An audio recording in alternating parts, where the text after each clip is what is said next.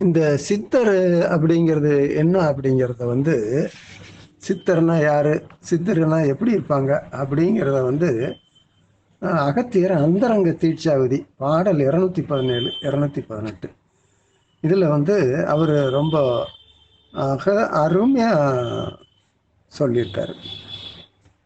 கொஞ்சம் ஒரு 4-5-6 வரியில தான் சொல்லியிருக்காரு அவர். நான் இப்போ பாடலை சொல்லிடுறேன். அதுக்கப்புறமேட்டு நிறைய இதை பற்றி நிறைய சித்தர்னா எப்படி இருப்பாங்கங்கிறது, சித்தர் யாருங்கிறத பற்றி நிறைய பாடல்கள் எல்லா சித்தர்களும் பாடியிருக்காங்க. இது வந்து ரொம்ப சுருக்கமாக இருக்கும். பாடல் சொல்கிறேன். துரிதமுடன் வாசிதனை யூதித்தானும் விஷமான அமிர்தத்தை உண்ணல் வேண்டும். விளம்புவேன் இந்த சிவ யோகந்தானும் திடமுடனே அறிந்தாக்கால் ஞானியாகும். தீவமது காணலாம் நித்தம் தானே நித்தியமும் கண்டவனே சித்தனாவான். என்னையா பாடல் ரொம்ப எளிமையாக தானே இருக்கு. சரி, ஒன்று ஒன்றா நம்ம சொல்லிடுவோம்.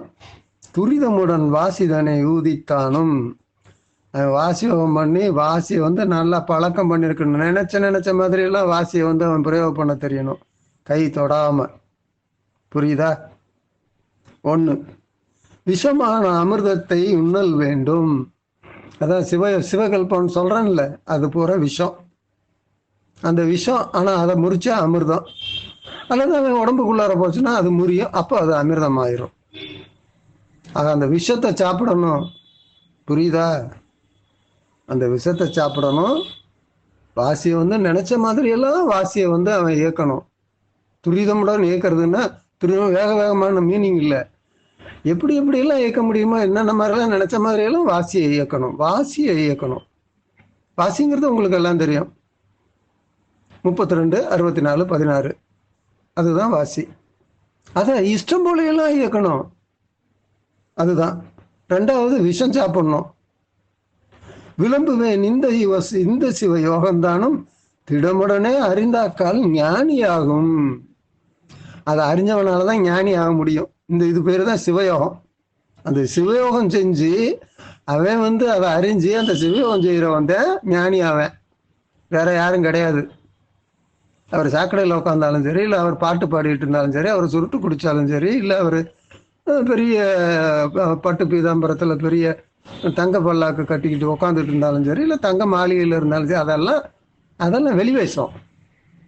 அவர் இது செய்தாரா, அப்பத்தான் சித்தர். திடமுடனே அறிந்தாக்கால் ஞானியாகும். தீபமது காணலாம் நித்தம்.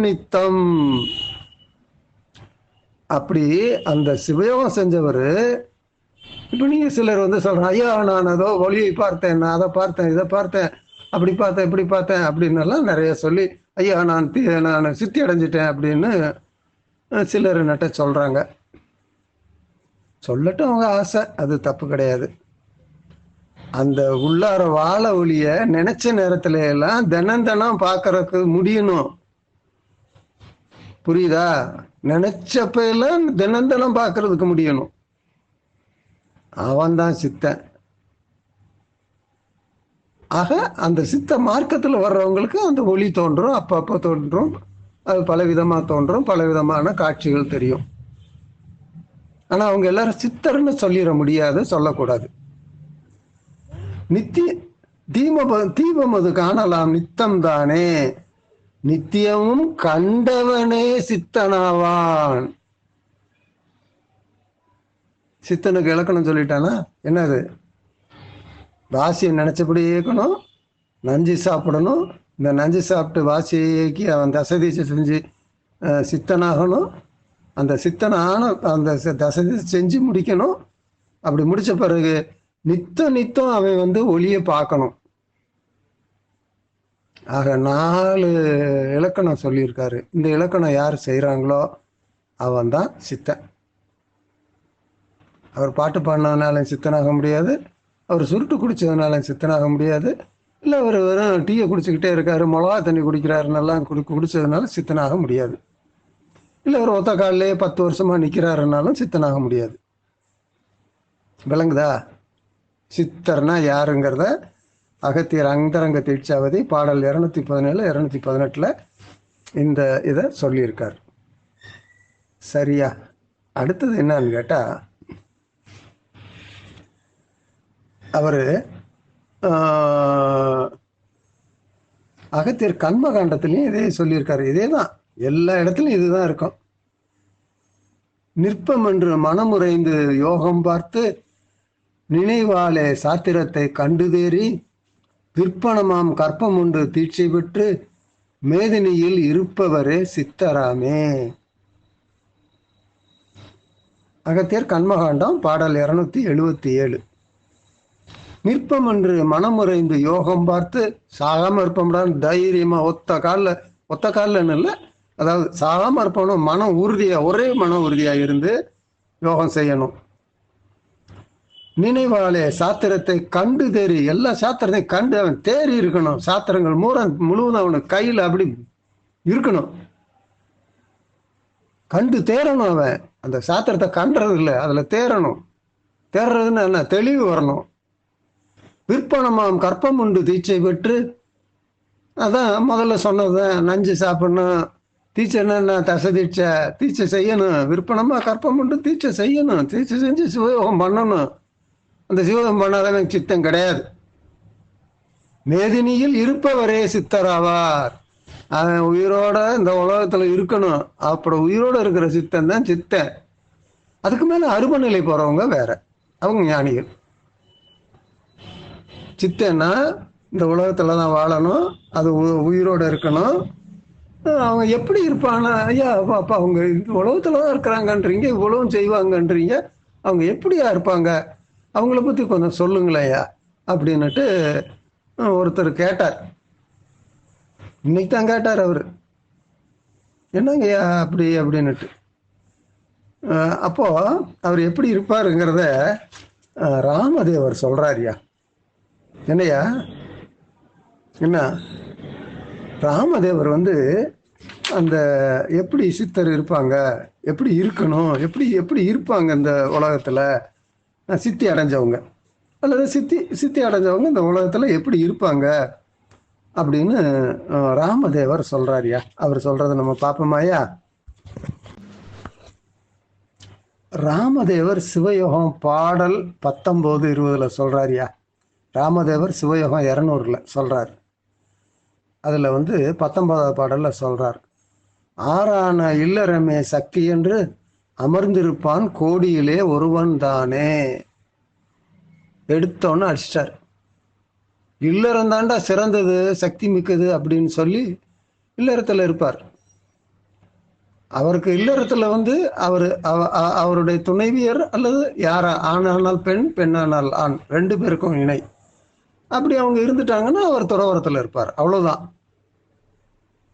அந்த இணை இணைஞ்சிட்டாங்கன்னா, ஒன்னாயிட்டாங்கன்னா அவர் துறவரத்துல இருப்பார். அவ்வளவுதான். அவங்க தான் சித்தர்கள். அதுவும் கோடியில ஒருத்தர் தான் இருப்பார். அது இல்லறத்தை போற்றுவார் அவரு. இல்லறம் தான் சக்தி. ஆறான இல்லறமே சக்தி என்று அமர்ந்திருப்பான் கோடியிலே ஒருவன் தானே. ஒருத்தன் தான், கோடியில ஒருத்தன் அந்த மாதிரி இல்லறம் பெருசுப்பா, சக்தி மிக்கது அப்படின்னு சொல்லிட்டு இருப்பான். அவன் தான் உண்மையான சித்தன். அடுத்து சொல்றார், ஒருவனடா கோடியிலே ஒருவன் உண்டு உலகத்தோர் ஒற்று மனதறிவாய் நிற்பான். அவன் காட்டுக்குள்ள போய் ஒளிஞ்சுக்கிற மாட்டான். அந்த ஒருவன் எப்படி இருப்பான், அந்த கோடியில ஒருத்தன் ஒருவனடா கோடியிலே ஒருவனப்பா. அந்த ஒருவன் தாண்டா, கோடியில ஒருத்தன் தாண்டா. ஆனா அவன் காட்டுல போய் ஒளிய மாட்டான். அவன் போய் அவர் பெருசா எங்கேயாலும் உட்காந்துக்கிட்டு அப்படியே நான் பெரிய ஞானி பாரு, நான் பெரிய இவன் பாரு அவன் பாருன்னுட்டு ஒளிஞ்சு உட்காந்துக்கு இருக்க மாட்டான். அல்லது அவன் பெரிய கோட்டை கட்டிட்டு அந்த கோட்டைக்கு உள்ளார உட்காந்துக்கிட்டு தர்பார் பண்ண மாட்டான். புரியுதா? எப்படி இருப்பான், உலகத்தோடு ஒட்டி உலக மக்களோடு மக்களை போல் வாழ்ந்துகிட்டு இருப்பேன். என்ன சொல்றான் பாரு, உலகத்தோடு ஒற்று மனது அறிவாய் நிற்பான். உலகத்தோடு மக்களோட மக்களா அவங்க மனசு மாதிரி அவங்களுடைய அறிவு அளவுக்கு அப்படியே அவனுக்கு வெளியே இருக்கிறவனுக்கு தெரியாது. அந்த மக்களுக்கு என்ன அறிவு இருக்குமோ அந்த அறிவு மாதிரி இருப்பேன். இவன் போய் தான் அறிவு பெருசு புண்ணாக்கன்னு காமிச்சிட்டு இருக்க மாட்டேன். புரியுதா? ராமதேவர் என்ன சொல்றாருன்னு தெரியுதா? என்ன சொல்றாரு, உலகத்தோடொற்று மனதறிவாய் நிற்பான். மனசாலையும் அறிவாலையும் அவங்கள போலயே உலகத்துல இருக்கிற மக்களை போலயே அவன் வாழ்ந்துகிட்டு இருப்பேன். அடுத்து சொல்றார், சிறுவனடா வறுமையிலே சென்றே நிற்பான். அவனை பார்த்தீங்கன்னா வறுமையில அடிபட்ட மாதிரி தான் இருப்பேன். அவன் சின்ன பையன் மாதிரி தான் சிறுவன் சிறுவன் சிறுவன் மனநிலை சிறுவன் போன்ற இருப்பான். சிறுவன் தானே எல்லாருக்கும் வந்து கீழே, அதாவது ஐயா அப்படின்ட்டு ஒரு கீழேன்னு நான் சொல்ல மாட்டேன். அந்த அவனுடைய இதை வந்து என்ன சிறுவன் அந்த இடத்துல சிறுவன் மீனிங் இல்லை. அவன் வந்து அவ்வளவு என்ன சொல்றது தன்னடக்கத்தோட இருப்பான். ஆனா வெளியில வந்து தெரியாது. வெளியில இருக்கிறவங்களுக்கு தெரியாது. என்னிலும் சிறியோன் எவனும் இல்லை, என்னிலும் பெரியோன் எவனும் இல்லை, திருமலர். அதான் அந்த சிறுவன். அந்த சிறுவனடா வறுமையிலே சென்று நிற்பான். வறுமை பெற்ற மாதிரி அப்படியே ஏழை எளிய மாதிரி தான் இருப்பான்.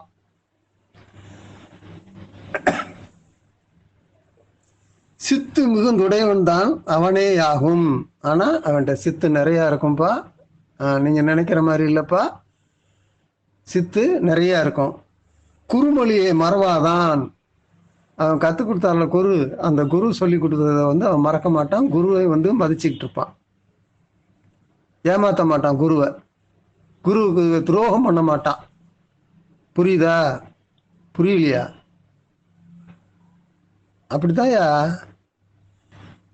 குருவே ஆகும். அப்படி இருக்கிறவன் தான்டா குரு. அவன் தான்டா குரு. குண்டலியின் நந்தி ஒளி கூறுவான் பார். அவன் தான் குண்டலினா என்ன, குண்டலின்ல வரக்கூடிய நந்தி ஒளினா என்ன, வாழை ஒளினா என்ன, அது எப்படி பண்றது எல்லாம் அவன் வந்து ரொம்ப தெளிவா சொல்லுவான், வெளியே சொல்லுவான். குண்டலினா அது ஒரு பெரிய ஏமாத்து வேலை பண்றது. அப்புறம் நந்தி ஒளினா அதுக்கு ஒரு ஏமாத்து ஒளி பண்றது. இப்படி குழப்பவாதியா இருக்க மாட்டான். தெளிவா இதாண்டா குண்டலி, இதாண்டா நந்தி ஒளி, இதாண்டா ஒளி அப்படின்னெல்லாம் பிரிச்சு சரியா சொல்லுவான். திருவிருந்த பதியிருந்து வாழை பூஜை செவ்வனவே செய்தவனே சித்தனாவான்.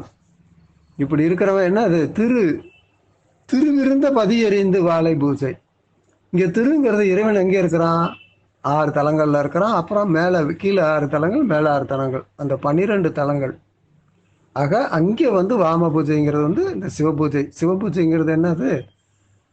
திருப்பியும் சொன்னோம்னா நஞ்சு உண்டு, கல்பம் சாப்பிட்டு அதில் வந்து அந்த ஒவ்வொரு இடத்துலையும் பூஜைங்கிறது வந்து இங்கே வந்து அந்த வாசியோகம் பண்ணுறது தான் பூஜை. பூஜை என்ன நம்ம உட்காந்துக்கிட்டு மணி ஆட்டிக்கிட்டு அவள் பொறி கடலை வச்சுக்கிட்டு இல்லை, அது பேர் சித்தர்களின் பூஜை இல்லை. அவங்க செய்கிறது மானச பூஜை. அவங்க செய்கிறது 40 முக்கோணம் மானச பூஜை, அது பேர் வாம பூஜை. அந்த வாம பூஜை பண்ணுவாங்க. அந்த வாம பூஜை செய்கிறவன் தான், அதை செவ்வையா செய்கிறவன். அவன் செவ்வையா செய்கிறவன் தான் சித்தன். அப்போ அவன் வாம பூஜை செய்யணும், சிறுவன் போல இருக்கணும், உலகத்தோட ஒட்ட உழுகிறவனா இருக்கணும், ஏழ்மையில வாழ்றவனா இருக்கணும். இவ்வளவும் செய்கிறவன் தான்டா சித்தன் இந்த உலகத்துல. விளங்குதா? அவன் தான் சித்தன். அப்படி ஒருத்தன் நீ பார்த்தீங்கன்னா உனக்கு வந்து சந்தோஷம்தான்ப்பா. வாழ்க்கையே சந்தோஷம்தான். அவனுடைய அறிவுரை தான் குருமொழி. அவன் பேசுறதுதான் குருமொழி, அவன் சொல்றதான் மந்திரம். புரியுதா? இப்போ உங்களுக்கு சித்தன்னா யாருன்னு தெரியுதா? இன்னும் நிறைய இருக்கு சித்தர்களை பத்தி, நிறைய சொல்லிக்கிட்டே போகலாம். ஒன்று அப்புறம் பார்ப்போம். இப்போ சித்தர் எப்படி, சித்தருங்கிறவன் என்ன செஞ்சிருக்கணுங்கிறத சொல்லிட்டோம். நான் சொல்லலப்பா, இலக்கணம் வகுத்துட்டாங்க. சித்தர்னா யார் அப்படிங்கிறதுக்கு இலக்கணம் வகுத்துட்டாங்க. அவன் எப்படி இந்த உலகத்துல இருப்பாங்கிறதையும் சொல்லிட்டாங்க. இது 2 தானே உனக்கு வேணும். அப்படி ஒரு சித்தரை நீ பாரு, முடிஞ்சா போய் பாரு. இறையருள் பெருக, இறையருள் பெருக. தானவனாகுக, தானவனாகுக.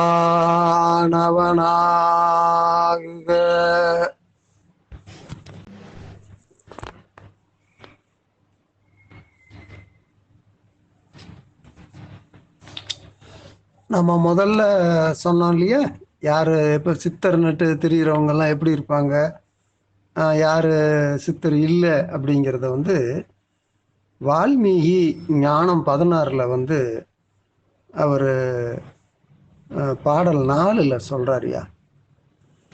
ஆமப்பா உலகத்துள் பெருநூல் பார்த்து அவரவர்கள் கண்டதையே சரியை என்பார். ஓமப்பா கல் செம்பை தெய்வமென்றே உருகுவார் பூரிப்பார் கிரிகை என்பார். வாமப்பா யோகம் என்று கனிகாய்தென்று வாய்பேசா ஊமை போல் திரிகுவாரே. காமப்பா ஞானமன விண்டு மேலும் காக்கை பித்தன் மிருகம் போல் சுற்றுவாரே. என்னையா இவங்கெல்லாம் சித்தம் கிடையாது, தப்பா நினைச்சிட்டு திரிகிறவங்க அப்படின்னு திட்டுறார். எப்படி திட்டுறாருன்னு பாரு. அதாவது இவங்க வந்து நூலே பார்க்காமல்னு இல்லை, ஆமாப்பா உலகத்துள் பெருநூல், அதாவது யார் இந்த ஞானி அப்படிங்கிற நிலைக்கு வந்து 4 படித்தரம், பெரிய படிகள் 4 இருக்கு. சரியை, கிரியை, யோகம், ஞானம். இந்த 4ல் வந்து இந்த சரிங்கிறது தான் நம்ம ஏற்கனவே நிறைய சொல்லியிருக்கோம், இருந்தாலும் ஞாபகப்படுத்துறது தப்பு இல்லை, புது மக்களுக்கு அது புரியும். சரிங்கிறது வந்து கடவுளை கும்பிட்றது, கடவுளை வந்து மனசார வேண்டுறது, கடவுளுக்கு பக்தி செலுத்துறது, கோயில் குளம் போகிறது, இப்படியெல்லாம் அந்த பக்தர்ன்ற நிலையில் இருக்கிறோம் இல்லையா, அதுதான் சரியே. கிரியைங்கிறது வந்து அதுக்கு பிறகு மந்திரம் சொல்கிறது, அதுக்கப்புறம் யாகம் பார்க்கறது, யாகம் செய்கிறது, இந்த மாதிரியெல்லாம் செய்கிறது வந்து கிரியை. அப்புறம் யோகங்கிறது நம்ம சொல்கிற யோக பாதை வேற, நம்ம சொல்கிறது சிவயோக பாதை, யோக பாதை, இதுதான் உண்மையான யோக பாதை. இந்த யோக பாதையில் வர்றவங்க தான் சித்தர்.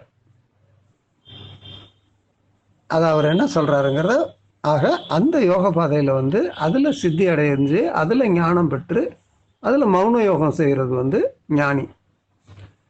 உடலோடு இருந்து தசதீசை செஞ்சு கல்பமுண்டு தசதீசை செய்கிறது சித்தர். அதுக்கு பிறகு உடலை அருபமாக்கிக்கிறவங்க வந்து ஞானி. மௌன யோகம் செஞ்சு ஞான நிலை அடைகிறது, இறைநிலை அடைகிறது. ஆக அது ஒரு நிலை, அந்த நிலை அடைகிறது தான் ஞானம். ஆக இப்போ இது வந்து பொதுவாக எல்லாருக்கும் பொருந்தக்கூடிய ஒரு காரியம். இதில் இப்போ வால்மீகி என்ன சொல்கிறாருன்னு கேட்டால், ஆமாப்பா உலகத்துள் பெருநூல் பார்த்து அவரவர்கள் கண்டதையே சரியை என்பார். அவர் பட்டினத்தார் அப்படி சொன்னார், தேவாரத்தில் இப்படி சொல்லியிருக்கு அப்படின்னு ஒவ்வொரு நூலாக பார்த்துட்டு அவங்கவுங்க நினைக்கிறத, ரிக் வேதத்தில் இப்படி சொல்லியிருக்கு, யஜுர் வேதத்தில் இப்படி சொல்லியிருக்கு, சாம வேதத்தில் இப்படி சொல்லியிருக்கு அப்படின்னு எல்லாம் ஒவ்வொரு நூலாக பார்த்து அதை அவன் இஷ்டம் போல இப்படி சாமியை கும்பிடணும், அப்படி சாமியை கும்பிடணும், நான் போய் சாமியை கும்பிட்டுட்டு வரேன், இடது பக்கமாக சுற்றணும், வலது பக்கமாக சுற்றணும், அங்கே வந்து நவகிரகம் இருக்கும், நவகிரகத்தை சுற்றி எள்ளு விளக்கு போடணும், இப்படி எல்லாம் சொல்லி செய்யறது இருக்கு பாருங்க. இதையெல்லாம் சரியைன்னு அவங்க சொல்லுவாங்க. அடுத்தது என்ன சொல்றாரு, ஓமப்பா கல் செம்பை தெய்வம் என்றே உருகுவார் பூரிப்பார் கிரிகை என்பார். இந்த கல்லில் செஞ்சதையும் செம்பில் செஞ்சதையும் மரத்தில் செஞ்சதையும் இவங்க சாமின்னு வச்சுக்கிட்டு அதுக்கு முன்னால் அந்த யாகம் பண்ணுறேன், இந்த யாகம் பண்ணுறேன், அதை பண்ணுறேன், இதை பண்ணுறேன் அப்படின்னு சொல்லி மக்களை எல்லாம் ஏமாத்திக்கிட்டு இருப்பாங்க. அதுதான் கிரியா யோகம் அப்படின்னு எல்லாம் சொல்லுவாங்க. வாமப்பா யோகம் ஒன்று கனிகாய்தென்று வாய்பேசா ஊமை போல் திரிகுவாரே. அவர் நான் யோகி அப்படின்னு சொல்லிட்டு கனிக்காய் தான் நான் திம்பேன், வேற எதுவும் சாப்பிட மாட்டேன் அப்படின்னு சொல்லிட்டு அவர் அப்படியே வாய் பேச, நான் ஊமை, நான் வந்து மௌன யோகத்தில் இருக்கேன், அப்படி யாரு கூடயும் பேச மாட்டேன் அப்படின்னு சொல்லி மௌன யோகம் அப்படின்னு சொல்லிட்டு அவர் வாய் பேசா ஊமைக்கு அவருக்கு என்ன வித்தியாசம்? திட்டுறாரு பாருங்க, ஊமை. அப்படி வாய் பேசா ஊமை போல் திருகுவாரு, அதைத்தான் யோகம்னு சொல்லிட்டு, அதை தான் நான் வந்து மௌன யோகம்னு சொல்லிட்டு திரிவாங்க. எப்படி திரிவாங்க? எப்படின்னு சொல்றாரு பாப்பா. காமப்பா ஞானம் என விண்டு மேலும் இதுதான் ஞானம் அப்படின்னு இதெல்லாம் சொல்லிட்டு தான் சரியா கிரிய யோகம் ஞானம்னு சொல்லிட்டு காக்கை பித்தன் மிருகம் போல் சுற்றுவாரு. இப்படி இருக்கிறவங்கள தாயா நீங்க முதல்ல பார்த்துக்கிட்டு சித்தன் சித்தன் சொல்லிக்கிட்டு இருந்தீங்க. அவன் எல்லாம் சித்தன் இல்லையா? அதைத்தான் சொல்றார். காக்கை பித்தன். காக்கைன்னு என்னன்னு தெரியுதா? கண்டதை திங்கும், அதை தின்னு, அந்த அங்கே போய் அதை திங்க அப்படி திங்க இப்படி திங்கும். அதுக்கு ஒரு எந்த ஒரு இதுவும் இருக்காது. நான் சாக்கடை குடிப்பேன், நான் சுருட்டு குடிப்பேன், நான் கல் குடிப்பேன், நான் சாராயம் குடிப்பேன், நான் அதை பண்ணுவேன் இதை பண்ணுவேன் அப்படி பண்ணுவேன் இப்படி பண்ணுவேன். காக்கை பித்தன் பைத்தியக்கார மாதிரி அப்படி தெரிகிறது. மிருகம் ரொம்ப அசிங்கமா திட்டுறாரு. மிருகம் போல் இருப்பாங்க. இந்த மிருகம் போல இருக்கிறவங்க பின்னால நீ சித்தன் சித்தன் தெரிஞ்சுன்னா உன் தலைவிதி போ, அவ்வளவுதான். அடுத்தியா சித்தன்னா யாரையா? அவன் எப்படியா யோகம் சரியா கிரிய யோகம் ஞானம் பண்ணுவான் அப்படிங்கிறத வால்மீகி சொல்றார். அதையும் பார்ப்போமா? வால்மீகி சரிய கிரிய யோகம் ஞானம்னா என்னன்னு சொல்றாருன்னு பார்ப்போம். அறிந்து கொள்ளு பூரகமே சரியை மார்க்கம், அடங்கி நின்ற கும்பகம் கிரியை மார்க்கம், பிரிந்து வரும் ரேசகமே யோக மார்க்கம், பிசகாமல் நின்றதுவே ஞான மார்க்கம், மறிந்துடல் என்கின்ற பிராணவாயு மகத்தான சிவசக்தி அடங்கும் வீடு, சிறந்து மனம் தெளிவாகி சேர்ந்தோன் சித்தன், சிவசிவா அவனென்று உரைக்கலாமே. ரொம்ப அருமையா எளிமையா சொல்லிட்டாரியா. என்னன்னு பார்ப்போம். என்ன சொல்றாரு? இந்த ரேசக பூரகம் கும்பகம் நம்ம பண்றோம் இல்லையா, இதுதான் சரியை மார்க்கம், கிரியை மார்க்கம், யோக மார்க்கம். இத பிசகாமல் நின்றதுவே ஞான மார்க்கம். பிசகாமல்னு சொன்னா இந்த இடத்துலதான் இந்த பிசகாமங்கிறது இது நம்ம தான் பிசகாம தானே இருக்கோம் அப்படின்னு மீனிங்கா, இது அர்த்தம் அல்ல. அது இந்த பிசகாமல்ங்கிறதுல பெரிய சூட்சம் வச்சிருக்காரு. அதுதான் இந்த தசதீட்சை. இது பத்திரம் பண்ணல, வாசி உருவாக்கி அந்த தசதீட்சை பிசகாம பண்ணி முடிச்சு அப்படி முடிக்கிறவன் தான் என்னது பிசகாமல் நின்றதுவே ஞான மார்க்கம். அதுதான் ஞானம். அடுத்தது நம்ம உடம்புக்குள்ளார இருக்கிற பிராணவாயு நம்ம உடல்ல அடங்குது பாரு. அந்த உடம்புக்குள்ளார அடங்குது இல்ல, அந்த உடல், இந்த உடலுக்குள்ளார அந்த உடல் தான் இறைவனுடைய வீடு, இறைவன் அப்படின்னு அறிந்து அதற்குள்ளார தனக்குத்தானே அந்த இறைவனை பார்த்து அந்த இறைவனோட நீங்க இணைஞ்சேன்னா அவன் தாண்டா சித்தன். மகத்தான சிவசக்தி அடங்கும் வீடு. சிவனும் சக்தி அடங்குற வீடு எது? உன் உடம்பு தான், வேற எங்கேயும் இல்லை. பிராணசக்தி, பிராணன் சக்தி. ஆக அது அடங்குற இது, அந்த வீடு எது? இதுதான், அந்த கோயில் நீ தான். ஆக இந்த கோயிலுக்குள்ள இருக்கிற தெய்வமும் அந்த வெளியில இருக்கிற தெய்வமும் ரெண்டும் ஒண்ணுதான். அதை அறிஞ்சு அந்த இறைவனோடு இறைவனா எவன் ஒன்றானோ அவன் தாண்டா சித்தன். இந்த கல்லு மண்ணு தெய்வம்னு கும்பிட்டுட்டு கிரின்னுட்டு கண்ட நான் கோயிலுக்கு போறேன், நான் குளத்துக்கு போறேன், அதை பண்றேன் இதை பண்றேன், பாரு வா அவனைய கூட்டிட்டு போறேன், நான் தான் மகா குரு அப்படின்னு சொல்லிட்டு திரியிறவன் எல்லாம் குரு இல்லை. பாரு இதோ மானசரோவர் வா கூட்டிட்டு போறேன், இதோ பாரு கைலாயம், நான் கைலாயத்துல இருந்து சிவபெருமான் உனக்கு தீட்சை கொடுத்தாரு. எங்களுக்கெல்லாம் அந்த சித்தர்களுக்கு, ஆதி சித்தர்களுக்கு தீட்சை கொடுத்தாரு. வா நீ வா, நானும் வா, எல்லாரும் வா, இதோ நான் உனக்கு கைலாயத்துல தீட்சை தர்றேன்னா அவன் சித்தன் இல்லை, அவன் தீட்சை இல்லை. அது விளங்குதா? ஆக சித்தன்னா யாருங்கிறத தெளிவா இலக்கணம் பண்ணி வச்சிருக்கிறேன். அவன் தான் சித்தன். எல்லாரும் சித்தன் சொல்லிக்கிறலாம், பேரும் வச்சுக்கிறலாம், சித்தன்னு பேரும் வச்சுக்கிறலாம். எங்க ஏரியாவில் ஒருத்தர் சித்தன்னு ஒருத்தர் எம்பியாவே இருந்தாரு.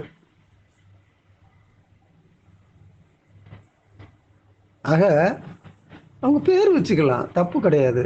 இப்போ சிவன் அப்படின்னு பேர் வச்சுக்கிறாங்க, அவர் சிவன் ஆயிட்டாரா? அப்படித்தான் அது. சரி, ஒரு நல்ல பேர் வச்சிருக்காங்க, சந்தோஷப்படுவோம், அந்த பேருக்கு சந்தோஷப்படுவோம்.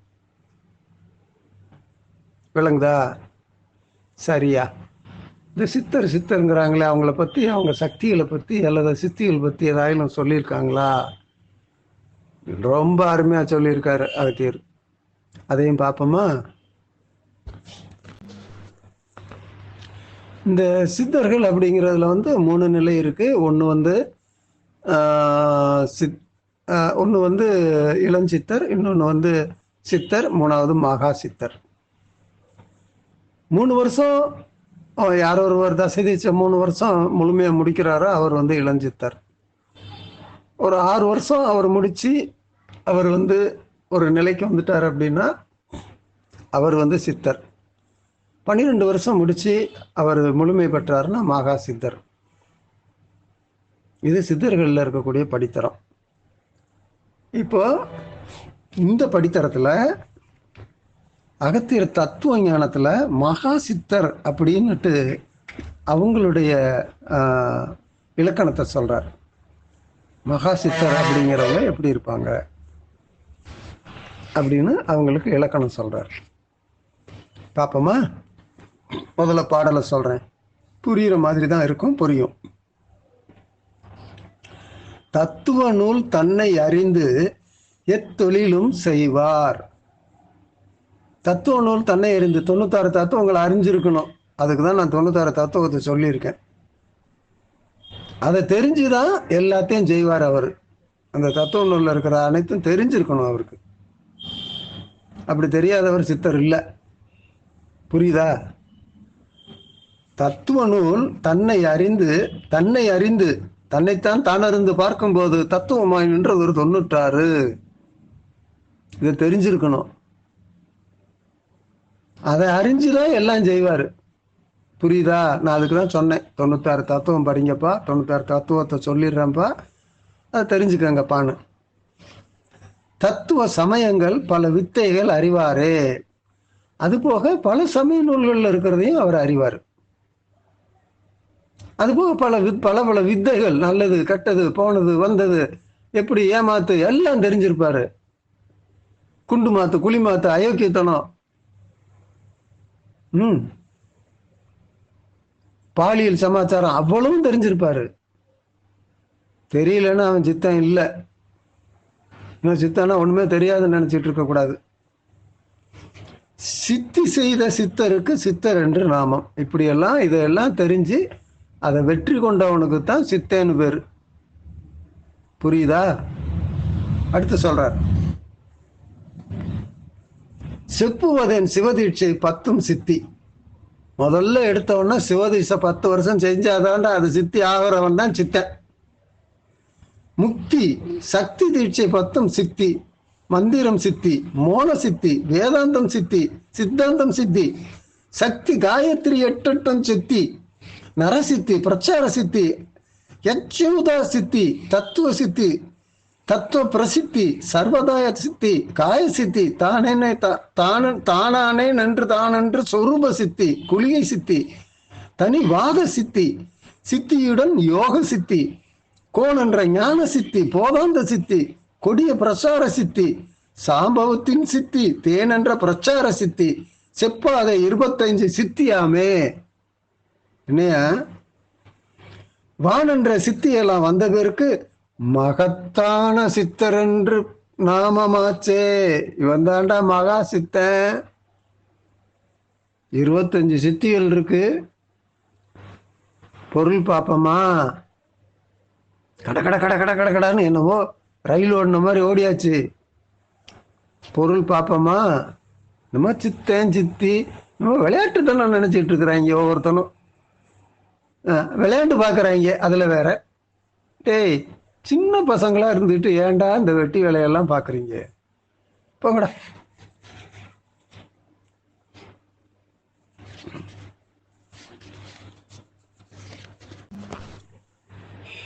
இந்த பாடலுக்கு கொஞ்சம் கொஞ்சம் அப்படியே மெல்ல பொருள் சொல்றேன். நான் முழுமையை அவங்களுக்கு விளங்குமா விளங்காதான்னு தெரியல. விளங்கணும்னு அவசியம் இல்லை. சித்தன் மகா சித்தன் அப்படிங்கிறதுனுடைய அந்த அருமை அவன் எவ்வளவு பெரிய வேலைகள், எவ்வளவு கற்றிருக்கிறான், எவ்வளவு எவ்வளவு நிலைகள் அவன் வந்து அதுக்காக வந்து தன் வாழ்க்கையை வந்து முழுமையா அதுக்காக செலவு பண்ணியிருக்கிறான் அப்படிங்கிறது உங்களுக்கு புரியும். அவன் தான் சித்தன். அதுக்கப்புறம் மிச்சம் நீங்க யாரு எப்படி வேணாலும் நினைச்சுக்கலாம், என்ன வேணா பண்ணுங்க, என்ன வேணா செய்யுங்க. சரி, எடுத்தோன்னு அவர் சொல்றது தசதிசை 10 ஆண்டு செஞ்சு முடிச்சவன் தான் முதல்ல சித்தன். அதை புரிஞ்சுக்கிறணும். அந்த தசதிசை என்னன்னு தெரியணும். அதுல வந்து கற்பம் உண்ணணும். அதுல வாசியை வந்து முழுமையா இயக்கணும். இப்படி 10 ஆண்டு முடிச்சவன் தான் மகா சித்தன் ஆக முடியும். இல்லைன்னா அவன் மகா சித்தன் கிடையாது. அதே மாதிரி இந்த சக்தி தீட்சைங்கிறது சிவ தீட்சை அப்படிங்கிறது எல்லாமே அந்த தச திசையில அடங்கும். அதை ரெண்டும் சித்தி பெறணும். சக்தி தீட்சை சிவ தீட்சைங்கிறது வந்து கற்ப முன்னல், அதனுடைய பரிபாஷை. இந்த இரண்டும் செஞ்ச பிறகு முக்தி என்ற சித்தியை வந்து தன்னால் தனக்குள் முக்தியை பார்க்கணும். முக்தி தனக்குள் பார்க்கறதுன்னு அது காய சித்தி அடையணும். உள்ளுக்குள்ளார அவன் நினைச்ச நேரமெல்லாம் அந்த ஒளியை பார்க்கணும். அவன் தான் தனக்குள்ளார முக்தி அடைகிறவன், வெற்றி பெற்றவர். மந்திரங்கள் சித்தி பெற்ற வாயில அவன் சொல்றதெல்லாம் மந்திரம்யா, அவ்வளவுதான்யா. அவன் என்ன சொன்னாலும் அதே மந்திரம். என்ன அதுக்கப்புறமேட்டு மௌன யோகம் பிரபஞ்சத்துல ஒன்றி அங்க இருக்கிற அந்த 12 12 தலங்கள் வந்து அவன் சித்தி ஆகியிருக்கணும். அது மௌன யோகம். மேல இருக்கிற 6 தலங்களையும் பார்த்து அதுல அவன் சித்தி ஆகணும். அது மௌன யோகம். அது சித்தி ஆகணும். அப்புறம் நம்ம சாதாரணமா சொன்னோம்னா வேதாந்த சித்தினா என்ன? மக்கள் எப்படி அனுபவத்தினால எல்லாம் செய்யறாங்கல்ல, அதை பத்தியான முழுமையான அறிவு அவனுக்கு வேணும். அதான் வேதாந்த சித்தி. அவன் வந்து அதை பற்றியான முழுமையான அறிவு வேதாந்த சித்தி. யார் யார் என்ன பண்றான், என்ன செய்யறான், எது எப்படி, இதெல்லாம் அவனுக்கு தெரிஞ்சிருக்கணும். சித்தாந்த சித்தி அப்போ உண்மைத்தன்மையை பத்தியான சித்தி அவனுக்கு தெரிஞ்சிருக்கணும். சித்தாந்த சித்தி அவனுக்கு தெரிஞ்சிருக்கணும். அடுத்தது வந்து சக்திகள் பல பெற்றவன். அவனுக்கு தன்னால சக்தி வந்து சேர்ந்துடும். அவன் போய் எங்கேயும் சக்தியை தேட வேண்டாம். அந்த சக்தியை பல பெற்றுக்கிறான். அவன் தன்னால அது கிடைச்சிருக்கு. அதை அவன் போய் தேடி அடையிறது இல்லை. புரியுதா?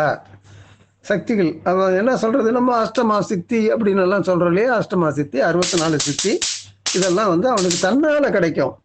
அப்புறம் காயத்ரி, நான் காயத்ரி பத்தி நான் ஒரு பதிவு போட்டிருக்கிறேன். காயத்ரின்னு என்ன? அது அதாவது பறவெளியில் இருக்கக்கூடிய வாழை, உனக்குள்ளார இருக்கிற வாழைய பறவெளியில் இருக்கக்கூடிய வாழையோட ஒன்றை வச்சீங்கன்னா அது காயத்ரி சித்தி. அதுதான் காயத்ரி சித்தி. 8 எழுத்து சக்தி, 8 எழுத்து மந்திரம் சித்தி. 8 எழுத்து மந்திரங்கிறது ஓம் நம சிவாய ஐயும் கிளியும் சவ்வும். இது வந்து சக்தி மந்திரம், சக்தி சிவ மந்திரம். இது இது 8ம் வந்து சித்தி. இந்த 8ம் சித்திங்கிறது வந்து அது வந்து எல்லா விதமான மந்திரங்களையும் தன்னுள் அடை. மந்திரன்றது என்ன? அது செய்முறைகள் தான், செயல்முறைகள் தான். உன்னுடைய உடலை பக்குவப்படுத்துறது, உள்ளத்தை பக்குவப்படுத்துறது, ஞான நிலை அடையிறது, உன் வார்த்தையை வந்து சொல்ற வார்த்தையெல்லாம் அப்படி எல்லாமே மந்திரமா மாறுறது. அதுதான் இந்த மந்திர சித்திங்கிறது.